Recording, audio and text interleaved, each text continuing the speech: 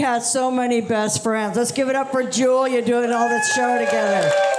Yay. Hello, Helium. It's really good to be here. Yeah, I haven't been here since I had my surgery. This is my first time back on stage. It's wonderful. Thank you. Yay. Yay. Yeah, I got a new knee. Got it replaced. I'm bionic now, so watch out, ladies. Yeah. So when I went and saw the doctor for my pre-op appointment, he said, make sure when you come to the hospital, you bring a walker because there's a shortage of them, right? Like everything else, you know? And so I go down to the senior center because I got a donation room there, right? And you know what that means? Gladys died and I got her walker, right? Yeah. So I bring it home, I put it in the corner, I get up the next morning. It's like moved halfway across the room. So I go to move it back and I hear, "You old hooker?" I thought it was my husband, but I turned around, there was nobody there. Like, shit, Gladys is haunting my walker. So I'm telling this story to my neighbor who's like this self-proclaimed witch doctor, voodoo, Latter-day Saints guy. And he says, what you need to do is get you a trinket, something that's special to you, rub some garlic on it, it'll keep the evil spirits away, right? So I'm pretty fond of a good sack, so I got me some truck nuts. They got veins and everything. They're actually croc nuts for your Crocs, you know? So I have another pair as a backup. $14.95 on Amazon. Yep, so I did that, and I guess it worked because I haven't heard from Gladys. And as a bonus, I've got like the best smelling nuts at the senior center. Yeah, it's great. It's great. Let's see if these will stay here. Perfect. Yeah, and while I was there, he gives me this brochure, and he says, take this home and read it. And if you have any questions, let me know. And the brochure is called Sex After Knee Replacement. That's my husband. He just loves that part, yeah. And I read this brochure, and apparently I'm supposed to be getting so much dick with this new knee, right? I thought I wasn't getting laid because of my terrible personality. The bum leg, yeah. So I'm reading this brochure, and it's got like two positions, and one's called sitting in chair, right? You pretty comfortable in that chair? Yeah. Do you think we could fuck in it? That was a maybe. Check. See me after the show. Yeah. And the other position's called man propped on elbow. And it's like this, and the lady's underneath him, face down. I'm looking at the picture, and her tongue's hanging out. And she's got two X's on her eyes. And I'm like, Doc, I think she's dead. Do you have something more realistic that I can relate to? Like, do you have a brochure on, like, reverse cowgirl? Yeah, that's your favorite. Or something that is my favorite that I learned when I worked at Dairy Queen. It's called the Eiffel Tower. You seen this one? It takes 3 people, in case you guys aren't doing anything after the show. Right? Yeah. Yep. I just celebrated a big milestone birthday. I just turned 65. Yay! Decided I ain't working no more. Yeah. After 50 years of working, the last 20 at the Dairy Queen, I said, I'm done, right? Seems like just yesterday, I was banging the delivery drivers into walking at the Dairy Queen, right? And I knew it was time to retire when I had to pick a Medicare plan. While I was still trying to bang the delivery drivers into walking at the Dairy Queen, right? Yeah. I do not miss working. I keep myself entertained, mostly by watching my 40-something single daughter trying to hook up with dudes on these dating apps. Yeah. You heard of this one? It's called Plenty of Fish. You're, is right, yeah. It should be called plenty of bottom feeders because all I've seen is a bunch of catfish and some deadbeat dads, right? And she'll call me after these dates. She's like, it didn't work out. I got all pretty and I thought he was going to like me and I saw he still has a profile and I'm like, shut the fuck up.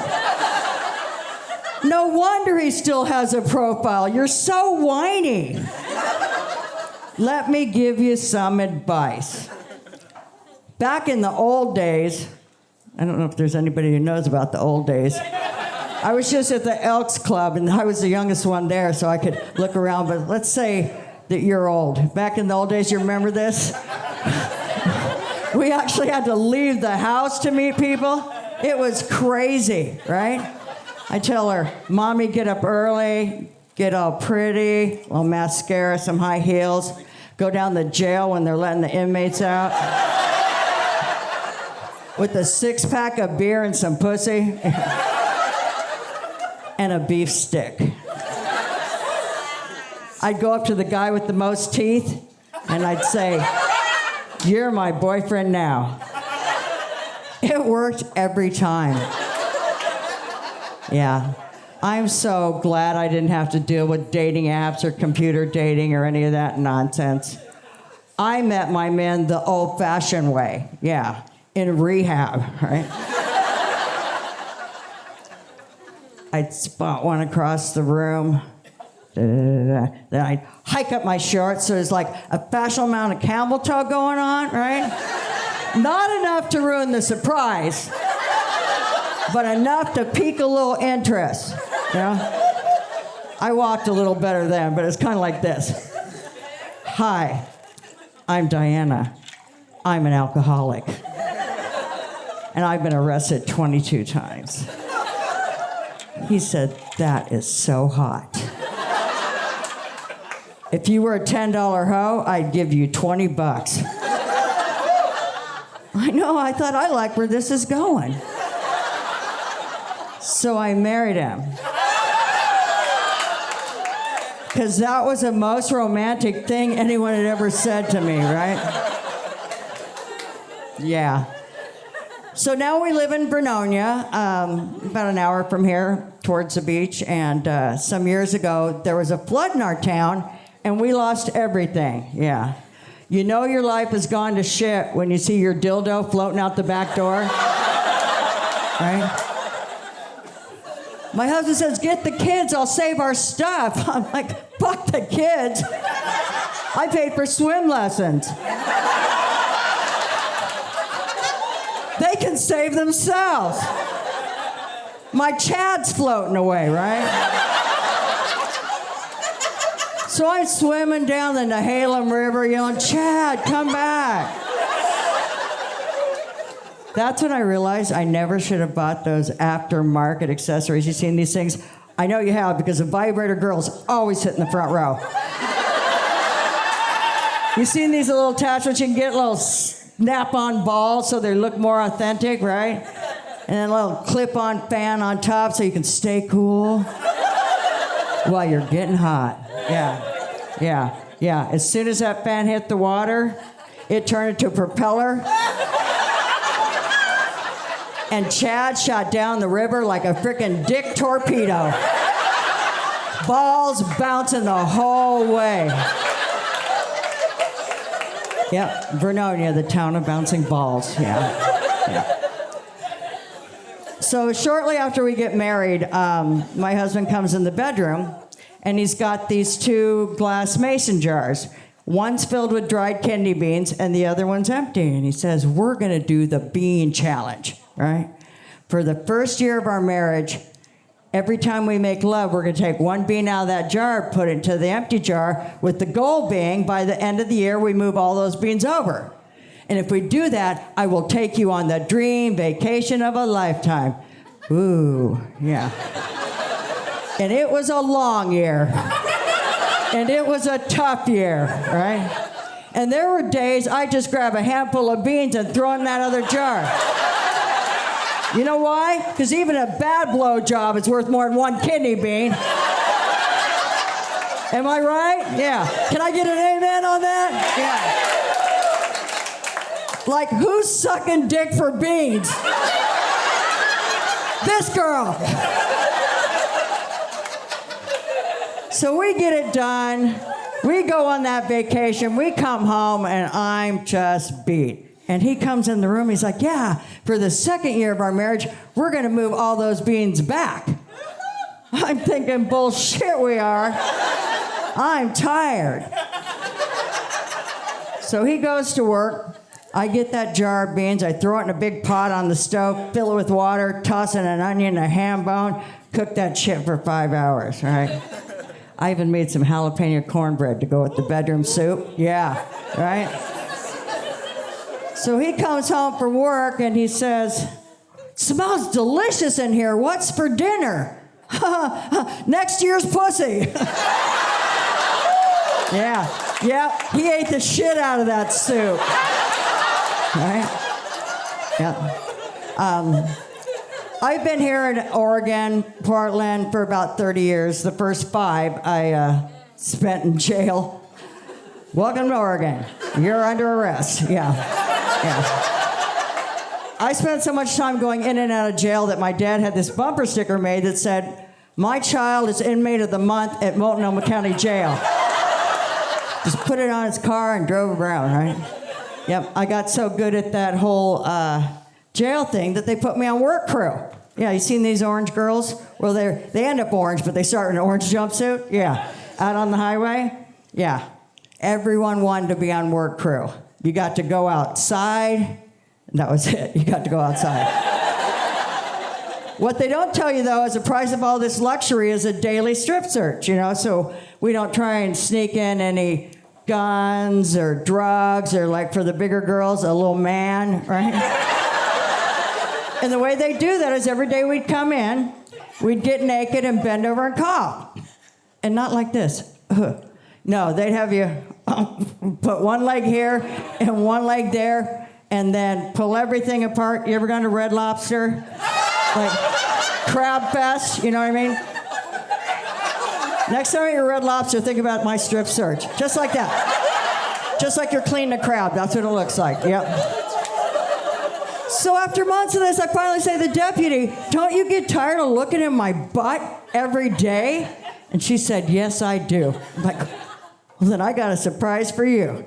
So I'm all naked. It's my turn to cough. I just went, ta-da! And I shot out a daisy. Just like anal beads, but a daisy string, right? I'm like, I picked this just for you. It's a little wilted, but the thought was there, right? Yeah, they're so busy exploring my backside, they completely overlook the best hiding spot ever. My big-ass 70s bush, right? You know what I'm talking about? You ever seen any old Playboys, like hair that went like right below your belly button and mid-thigh? They're like all parts in between, right? Yeah, I managed to smuggle in a fat sack of weed in my AC/DC 8-track. There was even room for my bong. I totally rocked jail. So I got caught stealing vodka from a Safeway in California. Yeah. So the police come and they take me down the station along with my accomplices, which were my son and his stroller, right? And they put us in this room there, and on the table was that vodka I took. And he looks at me, and he looks at the vodka, he looks at little baby Justin, and he says, you are the worst mother I've ever seen. I'm like, ooh, yeah. I said, does that mean I don't get to keep the vodka, right? He just looks at me, gives me a ticket and a court date, and I go see the judge, and the judge sentences me to 8 weeks of parenting class at the Catholic Church, the parenting experts, and... Yeah, right. Yeah, right, you know what I'm saying. And write a letter of apology to Safeway. The classes are kind of a blur because I go to the liquor store because the nun scared the shit out of me. But I remember writing that letter to Safeway, and it went like this. Dear Safeway, I'm sorry I stole vodka from your store. I couldn't help it. I really like vodka. Have a great day. Love, Dianna. And they wrote me back.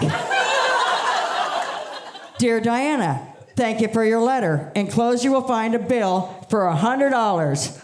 Our cost to hire security because of people like you. Have a great day. Love, Safeway.